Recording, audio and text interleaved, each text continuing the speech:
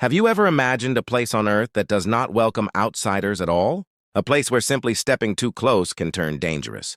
A place that has stayed completely cut off from the modern world. Even in today's age of technology, satellites, and global connection. No internet, no contact, no influence from the outside world. Just pure isolation. Today, we are going to explore one of the most mysterious places on our planet. An island where outsiders are not just unwanted, they are not allowed to survive.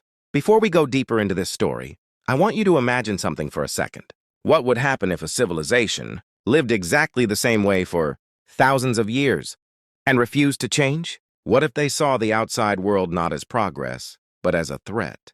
That is exactly what we are going to talk about today. Stay with me, because what you are about to hear is not just a story. It is a real place that still exists on Earth. Let's begin. Far away in the Bay of Bengal lies a small island covered in thick green forest. From above, it looks peaceful. Quiet beaches, dense trees, blue water surrounding it from all sides. But this island is not ordinary. It is home to one of the most isolated groups of people on Earth, a tribe that has lived there for thousands of years, without contact with modern civilization. They do not use phones. They do not use tools from the outside world. And most importantly, they do not accept outsiders. In fact, history tells us that every attempt to approach this island has ended in warning signs or direct resistance from the people living there. This is not a tourist destination. It is not a place you can visit. It is a place protected by isolation itself. And over time, authorities have strictly restricted access to the island, keeping a safe distance between the outside world and its inhabitants. But the real question is not about rules. The real question is why. Why would a group of people choose to stay completely disconnected from the rest of humanity? To understand that, we need to go deeper into their world, their history, and their way of life. Because what looks mysterious to us is actually normal to them. And what we call progress, they may see as danger. This is where the story truly begins.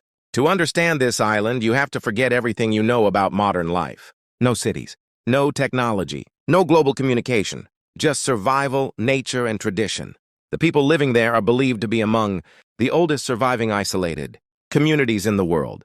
Their lifestyle has not changed for generations. They hunt, they gather, they live in small groups, and they depend completely on the island's natural resources. But what makes them truly unique is not just how they live. It is how strongly they reject contact with outsiders. Even when boats have approached the island in the past, the reaction has not been curiosity. It has been defense. This tells us something very important. To them, outsiders are not visitors. Outsiders are unknown threats, and that fear did not come without reason. Over history, many isolated tribes around the world have suffered badly after contact with the outside world.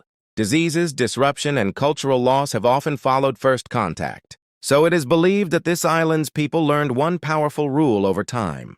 If the outside world brings risk, then distance is survival. That belief has shaped their entire existence.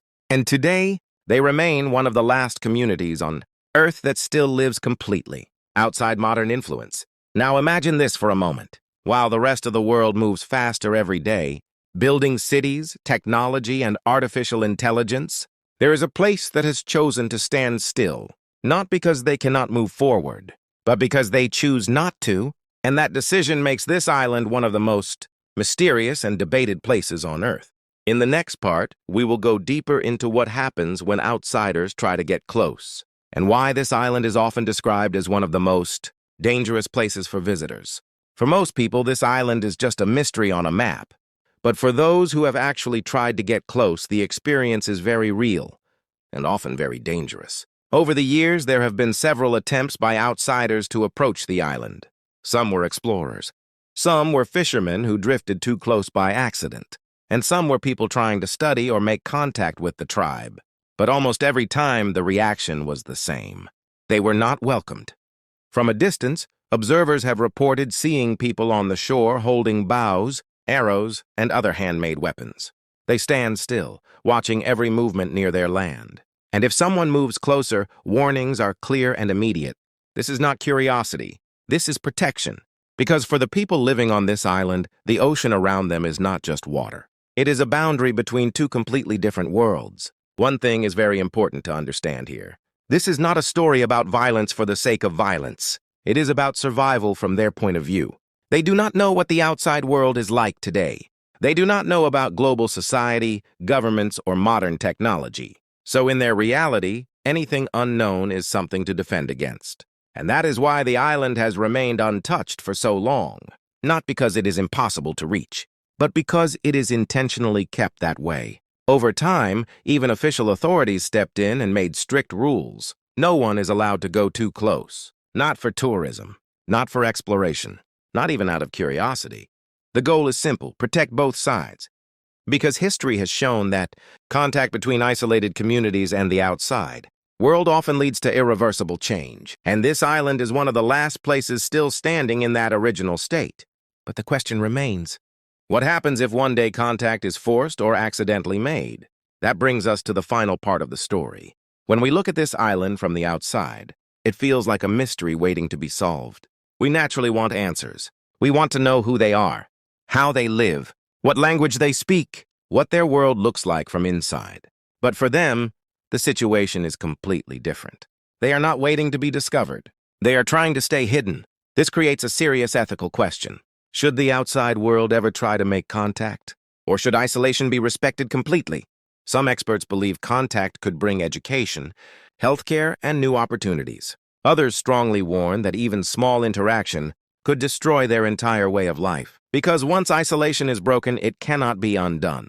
And history has shown many tragic examples where first contact led to disease, outbreaks, and cultural collapse in isolated groups. That is why today, most governments and researchers agree on one strict rule: no interference, no contact, only protection from a distance. So in a way, this island is not just a place. It is a living reminder. A reminder that not every mystery needs to be solved. Not every world needs to be entered. And not every story needs to be changed. Sometimes survival means staying exactly as you are. So the next time you think the world has become fully connected and fully explored, remember this place still exists. A place where time moves differently. A place where modern life has never arrived. And a place where survival depends not on progress, but on isolation. This is what makes it one of the most mysterious islands on Earth. And maybe the biggest mystery is not what is inside it, but why it has remained untouched for so long. If you enjoyed this story, make sure to like the video, subscribe to Past of the Times, and join me in the next journey into history and mystery. Because there are still many places in this world we have not truly understood yet.